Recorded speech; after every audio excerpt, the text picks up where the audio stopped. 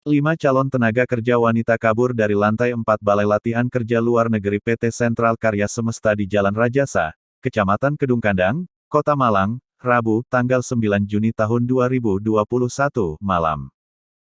Akibat kejadian tersebut, 3 orang calon TKW mengalami luka-luka. Sedangkan 2 calon TKW, selamat dan tidak mengalami luka-luka.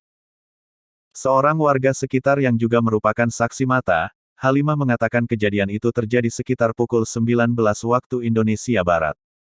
Jadi saat itu, ada 2 perempuan minta tolong ke warga. 2 perempuan itu mengaku, berasal dari PT CKS dan baru saja kabur dari lantai 4. Mereka juga minta tolong, kalau teman-temannya terluka parah dan minta untuk disembunyikan, ujarnya, Kamis tanggal 10 Juni tahun 2021. Warga sekitar langsung bergegas menolong teman dari 2 perempuan tersebut. Setelah dilihat, ternyata ada 3 perempuan mengalami luka berat. Jadi, yang kabur ada 5 orang perempuan. 2 orang selamat dan tidak mengalami luka-luka.